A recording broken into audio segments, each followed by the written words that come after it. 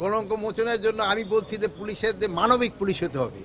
যেমন আগে কোনো কিছু ঘটনা ঘটলেই যেন তারা না হয়, আপনাদের সাথে ব্যবহার যেমন বলে না জনবান্ধব পুলিশ, এটা যেন জনবান্ধব হলে কিন্তু তাদের কলঙ্ক মুছে যাবে। জনগণের যদি বান্ধব হতে পারে।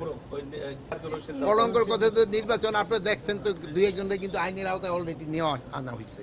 না ঘটবে না বলবে না, আমরা বলছি যে এই ধরনের ঘটনা যেন না ঘটে, এটার ব্যাপারে আমরা কঠোর হস্তে দমন করার জন্য আমরা চেষ্টা করে যাচ্ছি। গতকালকে এরকম একটা ঘটনা ঘটছে, এটার জন্য যদি আমাদের বাহিনীও যদি কেউ দায়ী হয়ে থাকে তার বিরুদ্ধে ব্যবস্থা নেওয়া হবে, এবং যারা এটা করছে তাদের বিরুদ্ধে ব্যবস্থা নেওয়া হবে। আমরা পদক্ষেপ নিয়েছি দেখিয়েছি, কিন্তু পুলিশ কিন্তু কিছুটা জনবান্ধব হয়ে উঠছে। আগের মতো কিন্তু পুলিশ এরকম ব্যবহার করে না। আপনারা যদি সন্তুষ্ট হয়ে থাকেন তা আমি সন্তুষ্ট, জনগণের সন্তুষ্টের সাথে তো আমার সন্তুষ্ট, যেটা আমি তো জনগণকে রিপ্রেজেন্ট করতেছি না। আর সন্তুষ্টর কিন্তু কোনো প্যারামিটারও নাই, সন্তুষ্টের কোনো প্যারামিটার নেই। আপনি হয়তো কেউ হয়তো 2 টাকায় সন্তুষ্ট হয়, কেউ 2 কোটি টাকায় সন্তুষ্ট হয় না।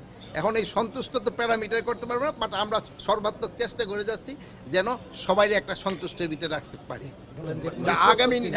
আগামী নির্বাচনের জন্য আইন শৃঙ্খলা বাহিনী, শুধু পুলিশ নয়, সব আইন শৃঙ্খলা বাহিনী প্রস্তুত।